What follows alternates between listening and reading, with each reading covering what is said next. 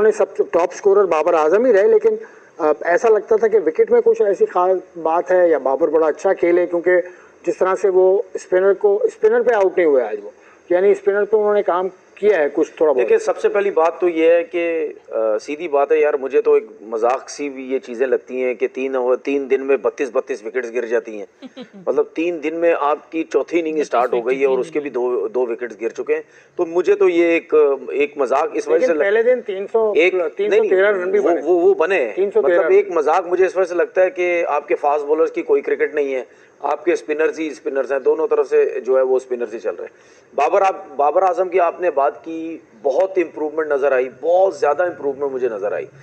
हालांकि हम मुझसे पहले बात भी कर रहे थे, पिछली इनिंग में भी बात की थी, और आपको याद है मैंने क्या बोला था, जब तक इस विकेट के ऊपर स्वीप शॉट्स, रिवर्स स्वीप या डाउन द विकेट निकल के उसको सिंगल या टैकल करने की कोशिश नहीं करेंगे, आप नहीं परफॉर्म कर सकते। और डाउन द विकेट निकलता रहा, ज्यादातर निकलता रहा, हर 3-4 बॉल्स के बाद निकला, सिंगल ली उसने। जब round the wicket bowler ball करने आया उसने उसको स्विप शॉट्स भी खेले। तो बात ये है, वही आप वाली बात है कि हल्का बैट हो या भारी बैट हो, ठीक है ना, बैट कोई सा भी हो, विकेट जो कंडीशन है अगर उसके हिसाब से आप खेलेंगे तो 100% आपके रन्स होंगे। अगर उसको समझ के नहीं खेलेंगे, ठीक है, आपको जो है वो प्रॉब्लम होगी। ये अच्छी चीज एक नजर आई। पहले हम ये इजी सोचते थे कि यार Babar Azam left arm spinner आएगा, आर्म बॉल होगी, लेग बिफोर हो जाएगा, उसको बहुत अच्छा खेला। और चाहे बाबर हो चाहे डिजोजी हो जिसने 100 किए, ब्रिलियंट इनिंग, इस विकेट के ऊपर 100 करना बहुत बड़ी बात है जिस तरह उसने किया। या बाकी हमारे प्लेयर्स ने, जैसे 93 उसने इमाम ने किए, मतलब रिजवान ने रन किए, शान ने या रिजवान ने किए, इन प्लेयर्स ने जितने ने भी रन किए जबरदस्त जो है वो इनिंग खेली, ठीक है ना।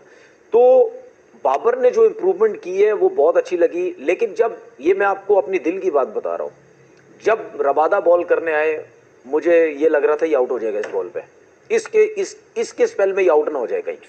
कप्तानी नहीं, कप्तानी की बात नहीं है, कप्तानी की बात इस वजह से मैं नहीं, आउट नहीं, वैसे वो लाया सही, क्योंकि जाहिर सी बात है बाबर और वो बहुत कंफर्टेबल थे।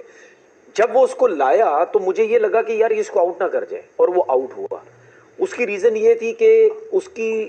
ये है कि जैसे वो आउट हुआ जिस बॉल के ऊपर, ठीक है, अगर हम वो फुटेज भी साथ साथ देखते रहे, उसके ऊपर बातचीत भी करें, अगर जिस तरह वो आउट हुआ है, वो हम बार बार ये बात कर देखें, ये स्क्रीन पे हमारे सामने फुटेज आई है, अब इसको बड़ा गौर से देखने की और बड़ा समझने की जरूरत है। सबसे पहले जो ये राइट साइड पे जो आ रही है पिक्चर, ठीक है, उस पे आप पाँव देखे, बाबर आजम का कितना आगे गया हुआ है, ठीक है, इतना आगे पाँव नहीं होना चाहिए। और अगर हम इसका टो भी देखेंगे, टो पूरा नीचे नहीं लगा हुआ, इसकी हील पे, ठीक है। जब आप इतना आगे आएंगे और उसके बाद आप ये देखें, जब बॉल उसके पैड पे बाबर के लग रहा है तो कहां पे लग रहा है, नी से ऊपर लग रहा है, नी से ऊपर का मतलब। और जब वो बॉल हिट हो रहा है लेफ्ट साइड पे देखें, बॉल जो विकेट पे लग रहा है तो समझो बेल्स पे लग रहा है। अगर ये सब चीजें देखें तो इसका मतलब ये है कि फ्रंट फुट का बॉल नहीं है, ये बैक फुट का बॉल है, क्योंकि बॉल जो है वो बेल्स पे लग रहा है जाके। जब आपका बॉल बेल्स पे लगेगा तो इसका मतलब ये फ्रंट फुट का बॉल नहीं है, ये बैक फुट का बॉल है। तो ठीक है, ये था बैक फुट का बॉल। अच्छा, अब ये लेफ्ट वाली देखें, ये दोनों टांगे अगर इसकी पीछे होती तो ये शायद मैनेज कर जाता। इसकी फ्रंट वाली टांग देखें कितनी, ये सेंटर में देखें कितनी आगे आई हुई है। अच्छा, उसके बाद बाबर का ये खेलने का स्टाइल है, वो इतना आगे आता है, और उसके बाद जब उसका बॉल आगे गिरता है ना, आगे जब गिरती है तो उसका पांव स्टक हो जाता है। जब स्टक होता है तो उससे वो पीछे नहीं आ पाता। तो जब आप पीछे नहीं आ पाओगे, इतना आगे आप चले जाओगे, तो इसीलिए जब रबादा बॉल करने आया था मेरे को ये डर था कि इसको बॉल अंदर हो गया तो ये लेग बिफोर ना हो जाए। अमूमन हमने कितनी दफा देखा कि नए बॉल पे भी कट होके बॉल एकदम से अंदर आता है तो ये आउट होता है। इससे बच कैसे सकते हैं? इससे बच ये सकते हैं कि ये जो आप छोटा सा शफल करें, इतना आगे मत जाएं। अच्छा, इतना आगे जा रहा है, अगर हम इसका पांव देखें ना तो ये पांव ही आगे आया हुआ लेकिन हील पे है। जब आप पंजे पे आ जाते हैं ना, छोटा पांव निकालने का मतलब ये है कि आप हील पे नहीं जा रहे, आप पंजे पे आ गए। अच्छा, जब आप पंजे पे आएंगे ना, जब पंजे पे आएंगे फिर आपके पंजे में पावर आ गई, आपके पैर में पावर आ गई है। अब आप फॉरन बॉल की लेंथ को देख के उसको एकदम से आगे पीछे कर लेंगे, लेकिन जब आप हील पे आएंगे तो हील पे एकदम से पीछे कैसे आ सकते हैं? क्या आप यार? नहीं आ सकते। क्या बात है, ये ठीक क्या है ना? बात है? आप नहीं आ सकते। मैं तो समझ रहा था 31वां ओवर था और रिवर्स हुआ था बॉल। नहीं, क्योंकि रिवर्स हुआ commentators है। को कह रहे थे देखिए रिवर्स हुआ है, लेकिन जो मुझे ऐसा लगता है जो उसका खेलने का तरीका था या जो टेक्निकली उसको प्रॉब्लम है उसकी वजह से आउट हुआ। अभी यही बॉल अंदर आया था, यही बॉल आप रिजवान को खेलते हुए देखें, वो नहीं आगे जा रहा, वहीं खड़े खड़े यूं खेल देता है। या माकरम को देखें, वो खड़े खड़े वहीं खेल देते, ये फ्रंट वाला पांव इतना आगे उनका नहीं जा रहा। तो स्पिनर्स पे जिस तरह बाबर ने काम किया है ना, दूसरी चीज उसके लिए ये रह गई है जिसपे वो बहुत ज्यादा आउट होता है। अब इसके ऊपर थोड़ा सा उसने काम करना है, क्योंकि बॉलर्स ने ना उसको बाबर को पकड़ लिया है इस जगह पे कि इस लेंथ से बॉल आप अंदर लेके आओ, इसका पांव आगे आता है, स्टक हो जाता है, ये लेग बिफोर के ज्यादा चांसेस होते हैं।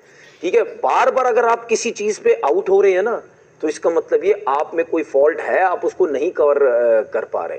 ठीक है, तो लेकिन आज जिस तरीके से उसने इनिंग खेली, मेरे हिसाब से जो अब्दुल्ला शफीक ने 41 किए, जो बाबर ने 42 किए हैं, इवन सऊद शकील ने 38 किए हैं, ये बहुत इंपॉर्टेंट रन्स थे। और सबसे ज्यादा इंपॉर्टेंट रन मैं बाबर के लिए इस वजह से कह रहा हूं क्योंकि उसके ऊपर जितना प्रेशर था, ठीक है, उसके ऊपर बहुत प्रेशर था। और सेकंड इनिंग में तो ज्यादा मुश्किल है, क्योंकि बॉल तो वैसे ही इतना और ब्रेक हो रहा है। लेकिन आप एक और चीज देखें, देखने में तो हमें यह लगता है कि बॉल बहुत ब्रेक हो रहा है, लेकिन यह भी हमने एक चीज माइंड में रखनी है, जो बैट्समैन सेट हो रहा है उसको बॉल इतना तंग नहीं कर रहा।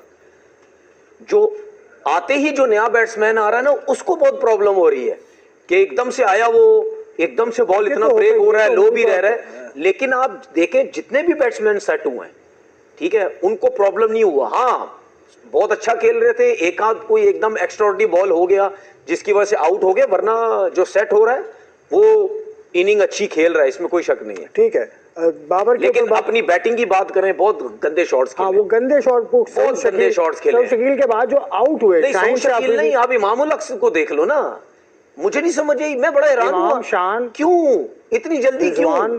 भाई, आपको इतनी जल्दी की जरूरत ही नहीं थी। बिल्कुल देखो, ये फर्स्ट इनिंग नहीं थी, ये फर्स्ट इनिंग नहीं थी कि आपने बिल्कुल डेड बैट से खेलना है, नहीं, आपने थोड़ा जाना है, स्ट्राइक रेट अच्छा रखना है, डॉट बॉल्स कम खेलनी है। ये सेकेंड इनिंग तो आपने स्टे होके खेलना है, आपके पास टाइम भी बहुत था, लीड भी अच्छी खासी आपको मिल गई थी, आपको इतनी जल्दी करने की जरूरत ही नहीं थी। जी हाँ दोस्तों, बाबर आजम के साउथ अफ्रीका के खिलाफ दोनों इनिंग्स में बैटिंग के ऊपर तनवीर अहमद का रद्द-ए-अमल आपने देख लिया जी। पहली इनिंग्स में कोलैप्स की है बाबर आजम ने, 23 रन की इनिंग्स खेली है, लेकिन दूसरी इनिंग्स में पिच के हवाले से अगर बात की जाए तो बाबर आजम ने बड़ी शानदार बल्लेबाजी की है जी। 42 रन की इनिंग्स खेली है और बाबर आजम जिस तरह आउट हुए हैं उस तरह आउट नहीं होना चाहिए था उन्हें, क्योंकि ये बॉल अंदर आ रही थी, तो इस बात पर बॉल के ऊपर बचना चाहिए था बाबर आजम को। और पूरी टीम जो कि 167 रन पर आउट हुई है, ऐसा नहीं होना चाहिए था, बिल्कुल आराम से इजी होकर खेलना चाहिए था। और 231 रन अभी भी बाकी हैं जी साउथ अफ्रीका को जीत के लिए, और पाकिस्तान को जीतने के लिए इस टेस्ट मैच में 2 विकेटें दरकार हैं। देखते हैं जी क्या बनता है आज। तो अगर आप चैनल पर नए हो, तनवीर अहमद के रिएक्शंस देखने के लिए सब्सक्राइब कीजिए बेल नोटिफिकेशन के साथ। मिलते हैं नेक्स्ट वीडियो में, तब तक के लिए अपना ख्याल रखें।